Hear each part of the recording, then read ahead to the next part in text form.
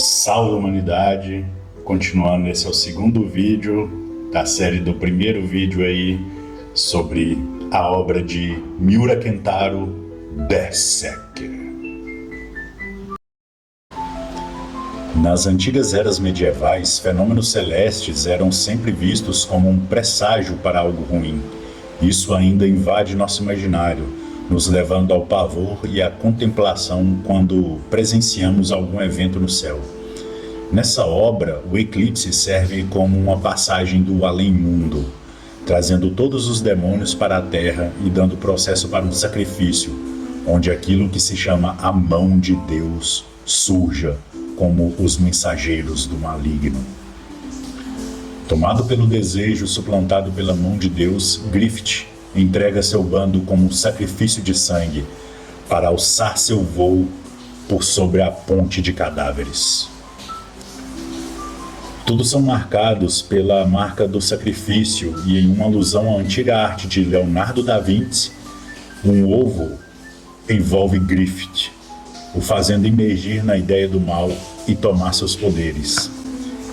Essa arte do útero que envolve uma criança destinada, feita por Leonardo da Vinci, você encontra também vídeos que fazem análise por aí sobre obras antigas, mas fica essa imagem para você refletir mais outra das partes que fazem esse emaranhado de obras artísticas que vão insurgindo na obra de Berserker. A ideia do mal foi retirada das obras a pedido do autor, pois ele acreditava que aquilo poderia alterar a proposta do futuro do seu enredo. Ainda se encontra por aí sobre esse capítulo perdido, onde a ideia do mal surge como um coração pulsante, formado por todo o sofrimento e desejo de morte da humanidade. Mais uma vez aqui vemos um símbolo da Cabala da Morte, a Árvore da Morte, onde estaria a imersão do eu, do domínio divino da árvore, chamado Tiferet, aqui, que seria aquilo que seria a glória da luz, aquilo que ilumina todas as esferas da árvore da vida. Neste símbolo da árvore da morte está aquilo que depois fora nomeado de Corozon, uma ideia arquetípica do ego possuído pelo desejo de destruição. A gente vê, por exemplo, esse contrabalanço até mesmo no cristianismo, na verdade nos cristãos antigos ali, dos ofitas, né? Os primeiros ali que rodeavam Jesus em sua missão, quando ele mostrava sobre se aquilo que vem para o novo, se a emanação do Logos e da luz da vida, em contraponto ao Deus destruidor, Yahvé, Jeová, do Antigo Testamento. Engraçado, né? Porque hoje em dia está uma luta nesse cristianismo sanguinário aí de querer reavaliar o Antigo Testamento, sendo que o Novo Testamento é dito para refazer todas aquelas leis. Fica a dica aí para você. Nasce Fenton, o novo mensageiro da mão de Deus, mais poderoso que todos os outros. Griffith, em sua nova forma, usa de seus poderes cinéticos e paracinéticos, atraindo Casca para perto e a violando diante dos olhos de Guts. Guts, em fúria, enfrenta Fenton, sendo paralisado no momento que desfere um golpe contra seu antigo amigo. Aqui parece uma das premissas de como se darão as batalhas finais, pois mesmo paralisado, Guts, tomado por sua vontade, consegue se mover e assusta os membros da mão de Deus. Algo diferente da linha do destino que previam estava se alterando. Em um instante, o eclipse é interrompido e surge o Cavaleiro Caveira, um presságio sobre algo instintivo do inconsciente coletivo, de algo que parece maligno, mas vem para a salvação daqueles que sobreviveram a essa tragédia. E antes de ser esmagado por Fenton, o Cavaleiro Caveira apresenta mais uma premissa do que será o fim dessa obra. Griffith olha para Casca e Guts e não consegue esmagar o Cavaleiro. Talvez ainda haja resquícios de sua humanidade, talvez ele tenha percebido algo em Casca que serviria para seus propósitos futuros. Se analisando sobre o porquê não conseguir destruir seu oponente, é dada a abertura para a Era Demoníaca, aquilo que vimos no primeiro arco do Espadachim Negro. Mas isso ainda não é o reino absoluto que Griffith desejara. Zod vê os sobreviventes do eclipse e interrompe a batalha com o Cavaleiro, fazendo mais uma de suas profecias sobre a mudança do destino. Não somente isso, mas em diversas passagens que veremos pela frente, a premissa de como se dará tão aguardada batalha final, a qual o Miura Sensei não pôde concluir, infelizmente, mas está sendo desenvolvida por aqueles que herdaram a sua vontade, né, e essas conversas que ele deixou por aí permeado. Após as tormentas sofridas pelos sobreviventes, o trauma profundo torna casca fendida, algo chamado de esquizofrenia, dos movimentos que deixam em delírio de loucura. É sabido que a psicose extrema pode auxiliar no mínimo possível na recuperação de mentes em transtorno. Guts corre em profundo arrependimento e ódio por tudo isso que presenciou. Então somos levados ao surgimento do estranho feto que aparecia para Guts no arco inicial. Uma estranha fusão entre o filho de Casca e Guts, infundido com os miasmas astrais das trevas, do estupro que Casca sofreu por Griffith. Um filho dos três, um produto maligno e indesejado, ou um lampejo de esperança para o que virá a se tornar esse feto. Veremos isso posteriormente, mas cabe saber que a quaternidade é um elemento psicológico que repercute e representa diversos fenômenos do entendimento religioso e mental da evolução da consciência. Geralmente é dito que o casamento alquímico forma de dois pares opostos em um ser único, formalizando um que se encontra com um dois, formando três, que é novamente um. O quarto elemento é como um representante da ideia singular e da unicidade, mas aqui Miura Sensei foi mais longe, causando o fenômeno de três que se tornam um único ser. De fato, isso requer mais profundidade de entendimento psicológico. Daí que eu recomendo as obras de Carl Gustav Jung para entender melhor sobre isso.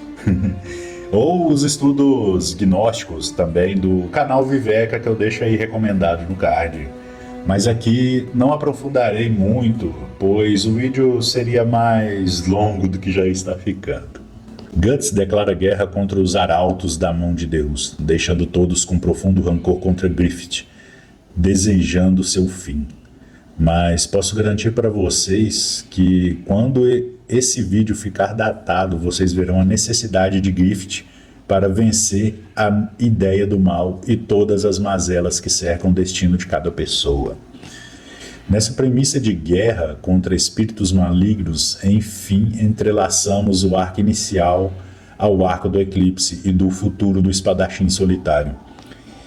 Esse que pouco a pouco recria laços que irão lhe auxiliar em sua jornada e fazer-o perceber que nada se faz sozinho. Sempre precisamos do auxílio dos outros para que nos erga das trevas absolutas da inexistência. Guts ganha sua espada, a escravizadora de dragões, Dragon Slayer, de um ferreiro que o lembra constantemente sobre o caminho solitário daqueles que buscam pela vingança. O ferreiro também é algo arquetípico, parece um homem típico que possui uma técnica absoluta na forja de metais e criatividade. Esse ferreiro irá ressurgir como um elfo em um ou outro momento, ou um anão místico, algo assim. Mas deixemos os spoilers para frente. Guts se arma com um braço ferido e outros equipamentos. Surge o espadachim negro, aquele que irá buscar vingança durante essa história.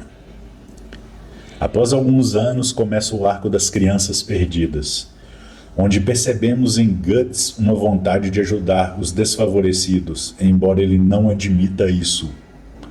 E nos é apresentada Farnese, uma ordenada da cavalaria investigativa da igreja, para encontrar o espadachim negro e o prender. Fazia uma associação de que as pragas, misérias e demônios eram devido ao rastro de sangue que ficava por onde Guts passava. Farnese será daquelas personagens que irá apresentar a ambiguidade presente em pessoas que se consideram muito do bem, por se acharem escolhidas por Deus ou para um propósito maior e divino. Seguimos para o arco da condenação, onde o traço final de Miura Kentaro se consolida. Começa a surgir a projeção sombria do mal que devora Guts devido às suas atitudes. Cercado pelos cavaleiros da corrente do Vaticano, Guts é ferido pela Farnese. Preso e interrogado, Guts simplesmente abala Farnese, apontando que ela é tão louca quanto as estátuas e o deus que ela venera. Em um ataque de fúria, ela imola Guts em chicotadas, sentindo um prazer ao ver as feridas no corpo do homem. Ao fugir e buscar recuperar seus equipamentos, Guts percebe Farnese se autoflagelando e pedindo perdão diante da estátua que cultuava.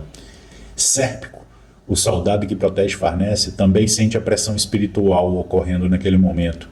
Farnese entra no desespero e seus desejos sombrios são projetados, enquanto o dia raiava após mais uma imensa batalha de Guts contra os seres malignos, os quais ele chama de milagres que Deus deixou para a Terra. E, eu estou resumindo aqui, mas leia a obra para ver todo esse enredo completo até chegar nesse momento. A peste assolava as terras médias e todas as pessoas haviam sonhado com um presságio, um falcão de luz que iria salvar as pessoas dos demônios e da corrupção da terra. O rei que havia imolado Griffith chega a seu derradeiro suspiro.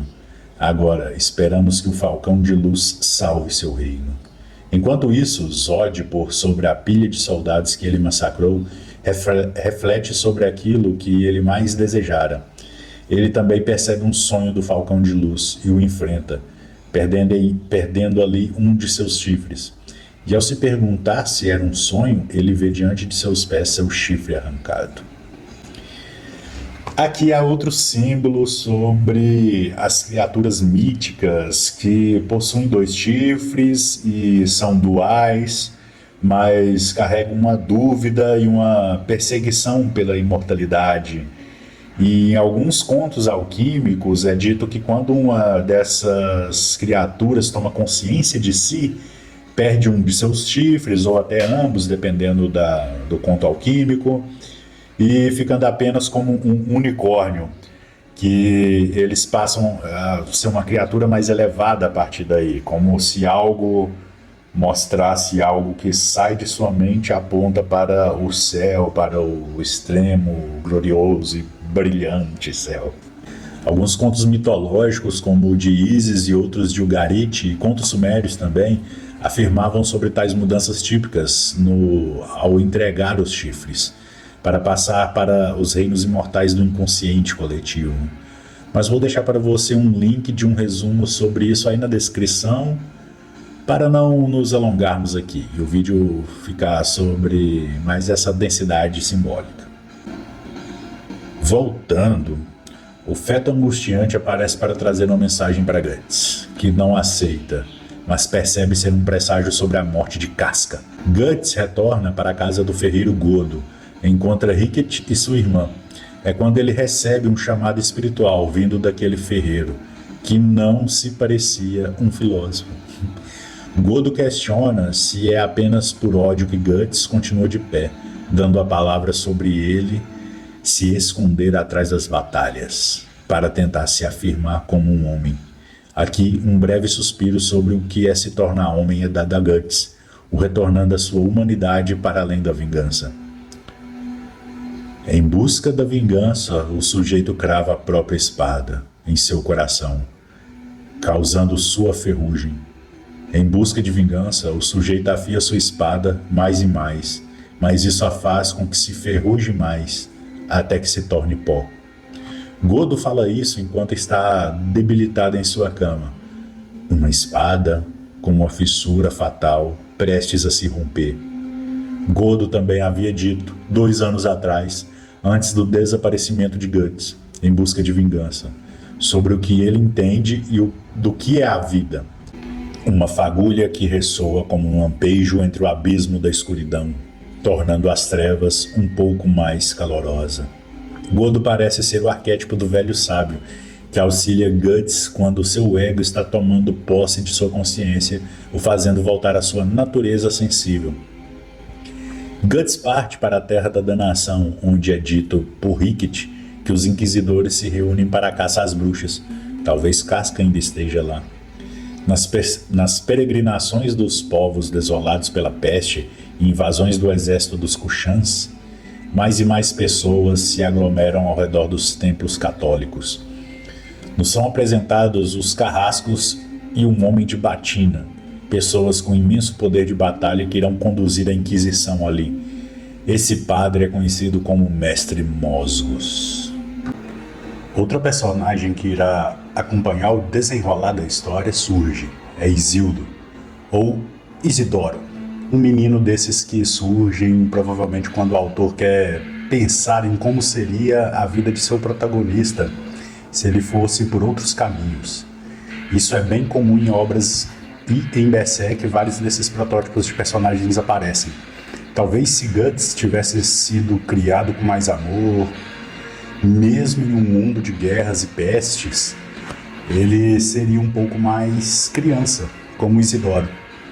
E o exército Kushan também retrata um povo que existiu na história, vindo da Pérsia, Índia, ou no caso dessa história, um exército mais oriental. Olhos cintilam na escuridão, na espreita por onde fora chamada Terra da Profecia. Vemos Casca chegando no local, ainda em seu distúrbio esquizoide. Mosgos revela sua face sombria diante das torturas perversas do poder do Vaticano, lembrando as palavras de Miura Sensei: nada disso tem a ver com a realidade. É apenas uma fantasia brutal.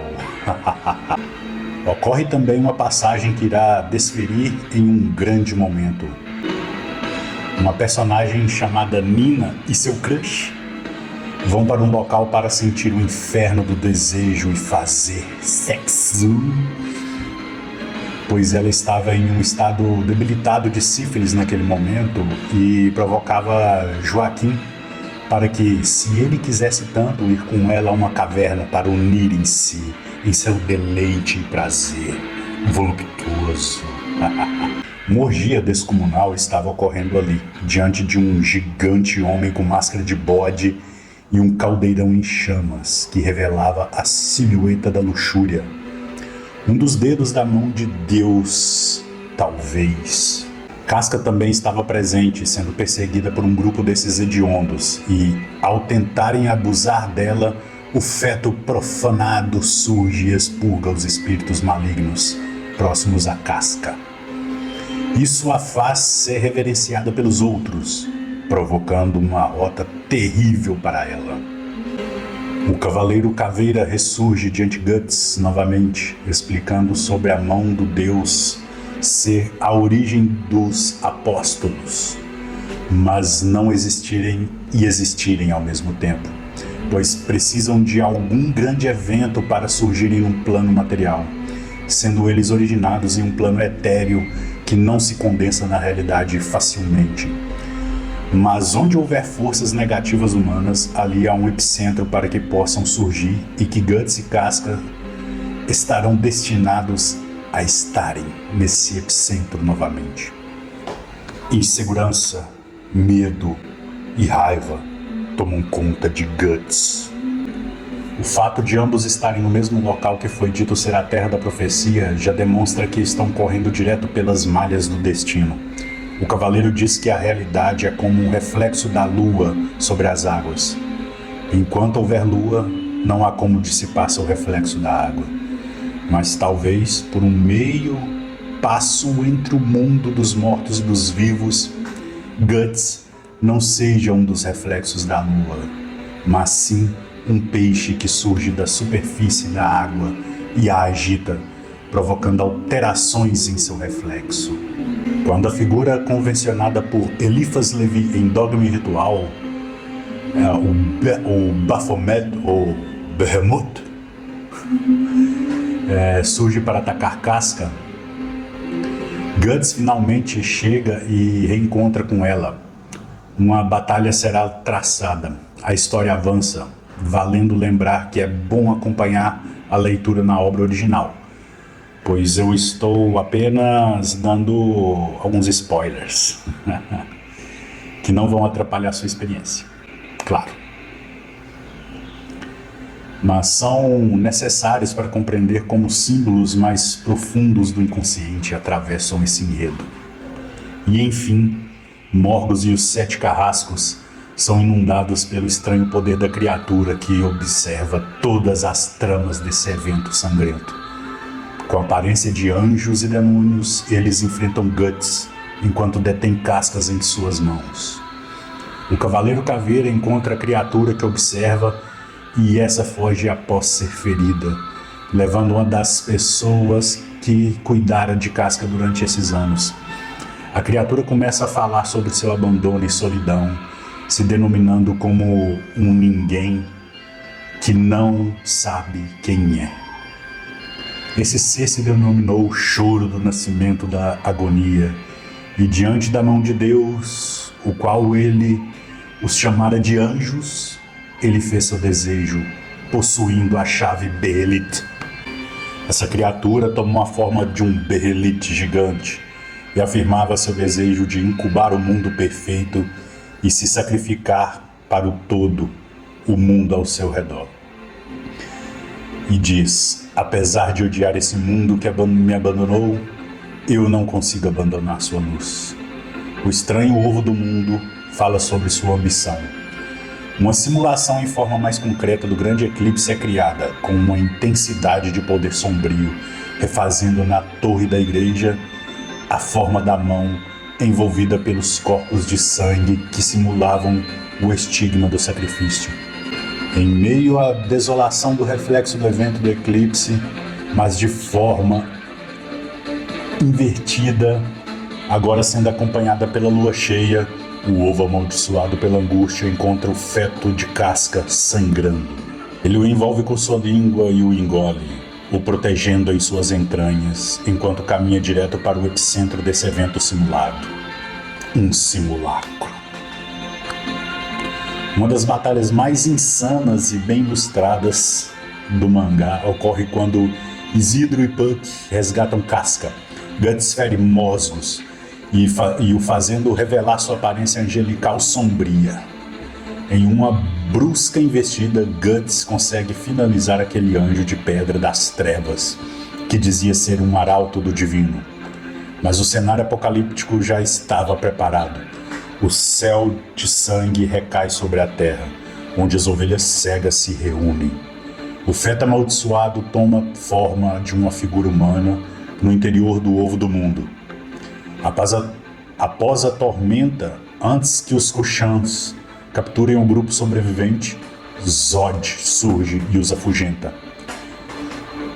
Guts, intrigado, percebe também o Cavaleiro Caveira apontando para a direção do sol. Ao se voltar com os olhos arregalados, Guts percebe uma silhueta iluminada. Então, até o próximo vídeo de revelações da Luz das Sombras. Valeu!